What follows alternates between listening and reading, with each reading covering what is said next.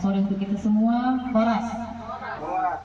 Untuk tujuan pertemuan kita sore ini mungkin nanti bisa lebih jelas dijelaskan dari Bapak Sidauro dan juga dari Ibu Erika. Kami hanya menyampaikan bahwa ini adalah diskusi pengabdian masyarakat bagi para ibu dan bapak yang ada di sini yang diundang, yaitu berupa diskusi pengabdian masyarakat untuk meningkatkan perekonomian masyarakat Simanindo, di mana kita tahu desa Simanindo itu adalah desa wisata. Jadi mari kita sama-sama apa yang perlu kita lakukan, mungkin dari diskusi ini nanti bermanfaat di kita masing-masing sebagai pelaku wisata ataupun pedagang. Harapan kami demikian dari pemerintah desa Simanindo. Jadi harapannya kita sudah meringankan langkah berkumpul di sini, meninggalkan pekerjaan rutin. Harapannya ini benar-benar bermanfaat sesuai dengan tujuan dari diskusi ini. Demikian boleh kami sampaikan. Horas. Selanjutnya kita dengarkan sambutan ataupun arahan dari Ketua Pok Darwis.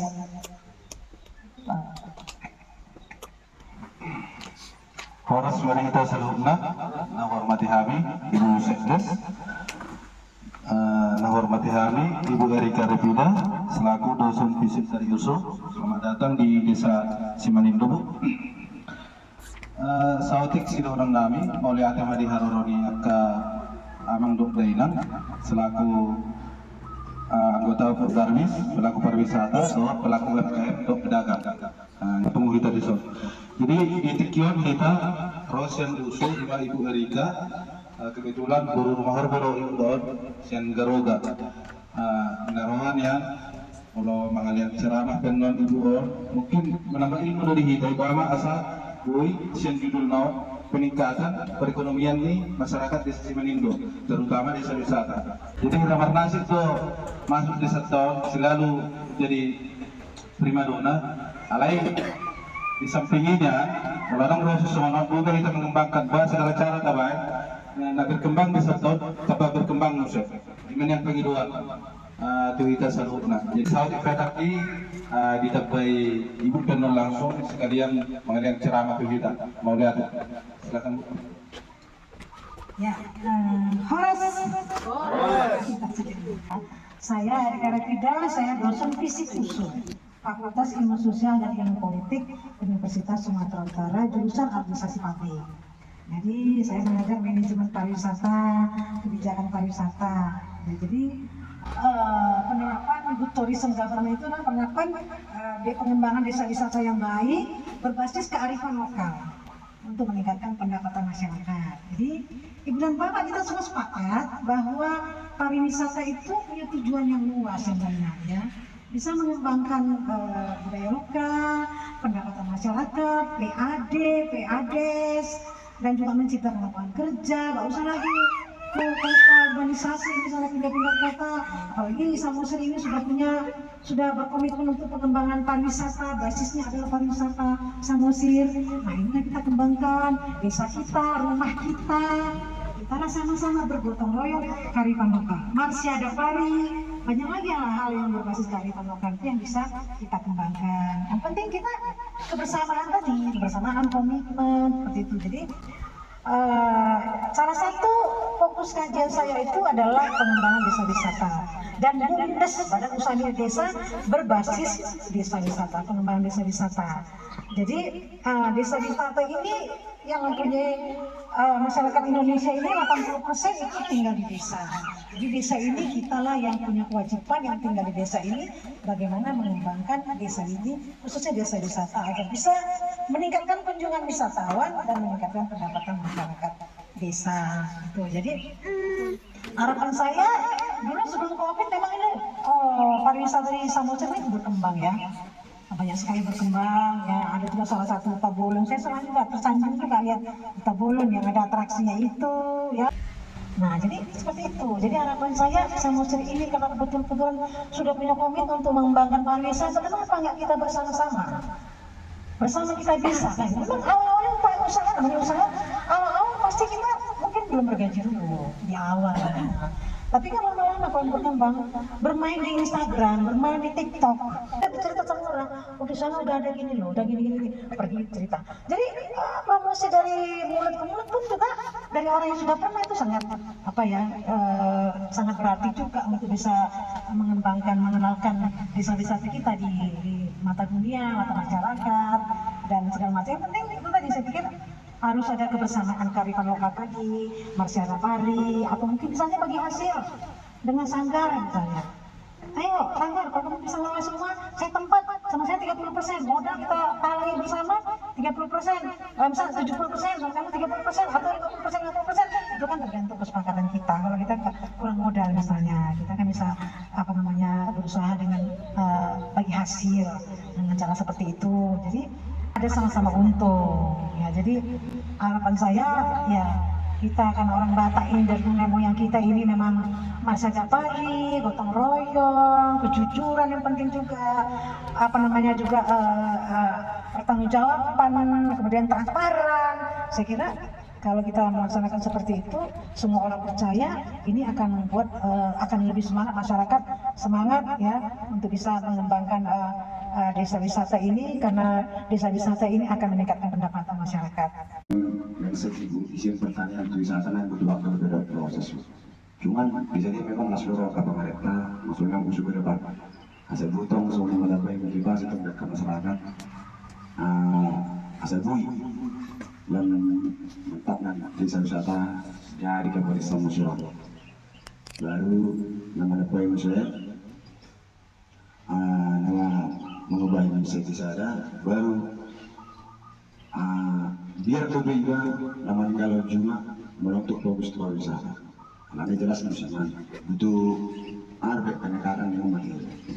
Dia orang anak untuk mendapat motivasi baru dari mendapat perjanjian bisa wisata itu musuh. Walaupun ke depan dia akan mengambil PKL untuk bisa wisata sih.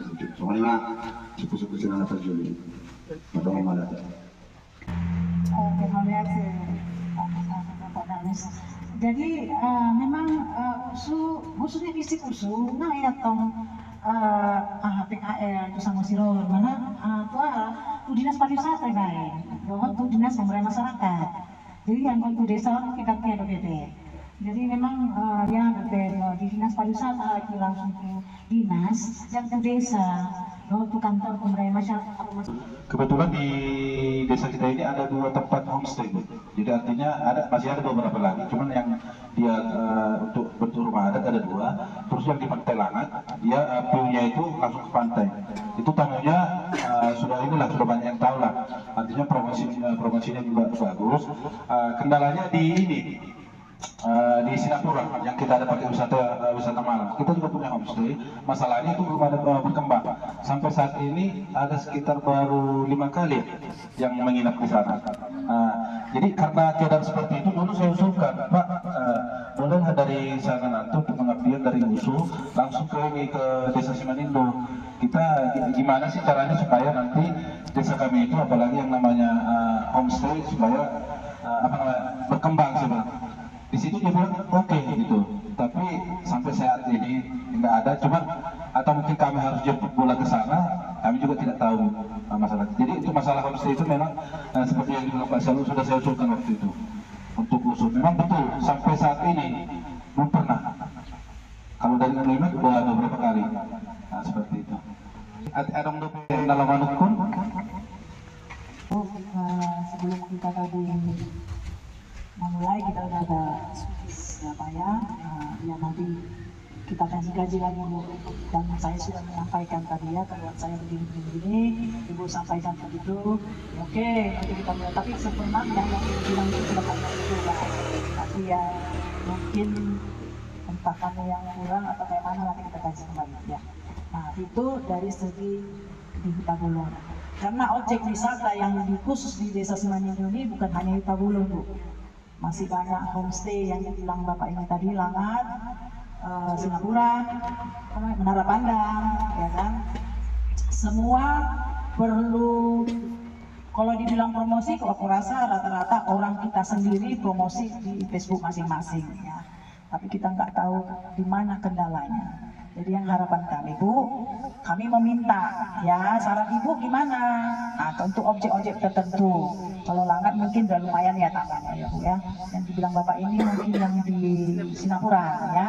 Mungkin apa karena fisik bangunannya kah atau gimana nggak tahu. Karena udah beberapa kali juga dari Kemenpar ya Pak Rita udah berapa kali membuat sesuatu di situ, misalnya atraksi malam, rumput segala macamnya, tapi kayaknya belum melirik ya. Nah, di mana itu kendalanya? Terutama menara pandang. Nah, jadi tadi masalah homestay ya, itu pertama dulu ya. Di pengembangan pariwisata itu kan ada minimal 3 hal ya. Ada 3A namanya, atraksi, akomodasi, dan aksesibilitasnya. Memang 3 ini harus mendukung. Gak cukup hanya atraksi aja, ada tor-tor dan segala macam, tapi akomodasi penginapan salah satu adalah homestay yang dikelola oleh masyarakat. Nah, jadi memang homestay ini kan harus bersih ya.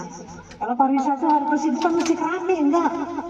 Ya, pangkat semen dia gini pun, kalau bersih terus, nggak ada lumut-lumut, nggak ada hitam-hitam, itu bagus, jadi bagus juga, menarik juga, bersih deh intinya. Kemudian kamar mandi juga jangan buka-buka ya jangan, ya kan.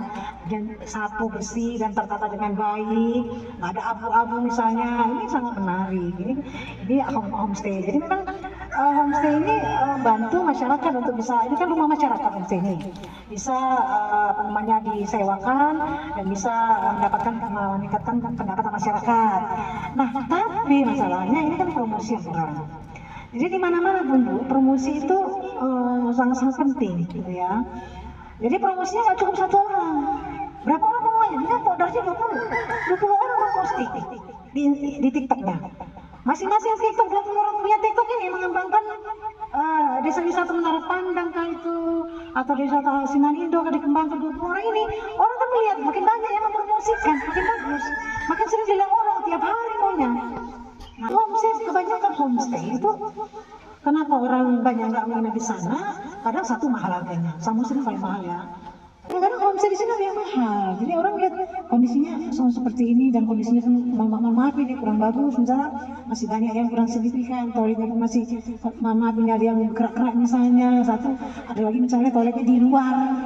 Dan homestay ini harus turun lagi pakai tangga lagi, misalnya homestay bertangga, orang udah tua udah susah pula lagi turun tangga naik tangga karena toiletnya di bawah misalnya agak jauh lagi. Nah ini kadang-kala yang membuat penataan homestay ini masih kurang memikirkan. Kita harus memikirkan, kita membangun homestay kita ini harus memikirkan kita ini wisatawan ini seperti kita gitu. Oh kalau begini jauh kali nanti toiletnya gimana ini, harus turun tangga lagi. Bisa turun 1 tingkat langsung aja toiletnya, jangan mesti jauh ke sana dan harus bersih gitu.